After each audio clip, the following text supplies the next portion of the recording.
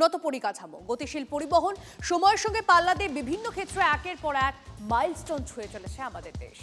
Rail ও সড়ক পরিবহনের মাধ্যমে জুড়ে ফেলা গেছে দেশের প্রান্তিকতম অংশকে। বিকশিত ভারতের লক্ষ্যে একের পর এক হাদল পেরিয়ে যাচ্ছে মোদী সরকার। চলুন আরো একবার ফিরে দেখা যাক গত এক বছরে কোন কোন স্বপ্ন সত্যি হলো, কি পেল আমাদের এই দেশ। ये भारत का मॉडल है, ऐसा मॉडल जो 21वीं सेंचुरी की दुनिया को नई उम्मीद देता। আজকের ভারত তরুণ ভারত, লক্ষ্য তার বিকশিত ভারত।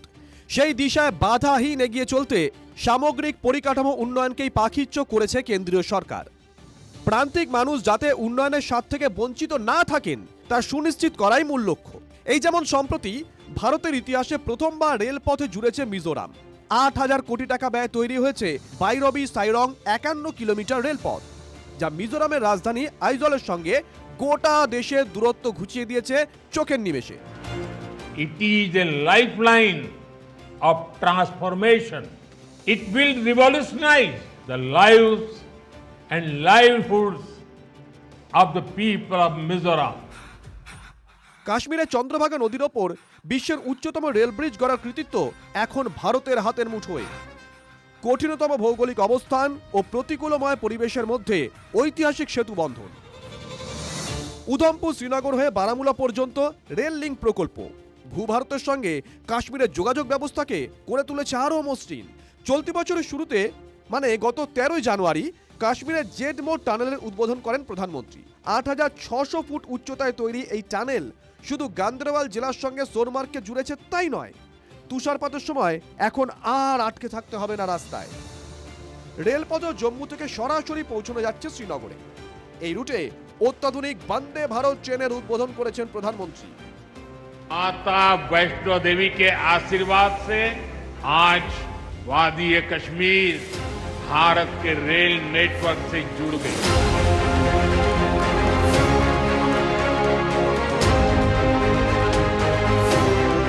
আমলেই দক্ষিণের সমুদ্রপথে ভারতের প্রথম ভার্টিক্যাল লিফট সেতু তৈরি হয়েছে তামিলনাড়ুতে।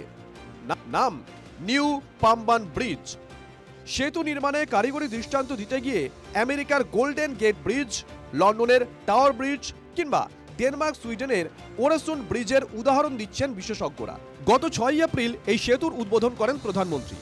তার হাত ধরেই কেরলের তিরুবনন্তপুরমে ভিজিনজাম আন্তর্জাতিক গভীর সমুদ্র বন্দরের সূচনা হয়েছে এই বছর।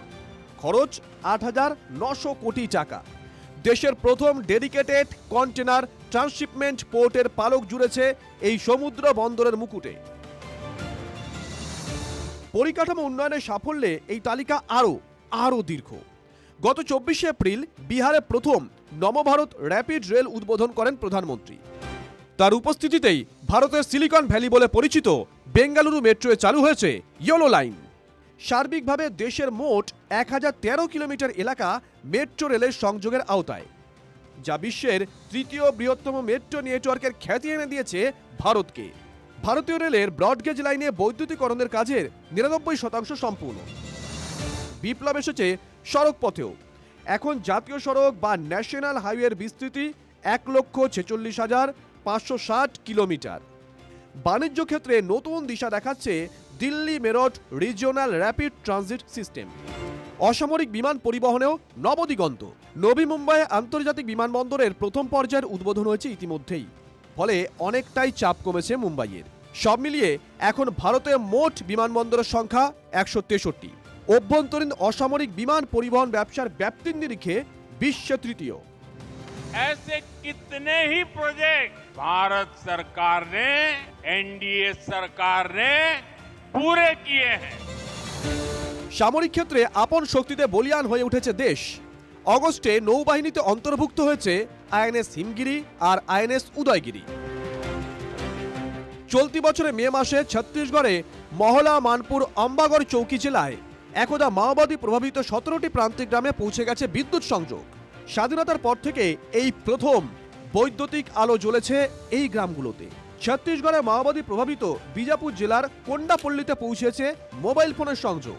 মহারাষ্ট্রের গড়চিরৌলি জেলার কাটেঝাড়ির মতন প্রান্তিক এলাকা মাওবাদীর দাপটে কার্যত বিচ্ছিন্ন হয়েছিল। স্বাধীনতার ৭ দশক পরে সেখানে শুরু হয়েছে বাস পরিষেবা। Bureau report, TV 9 Bangla.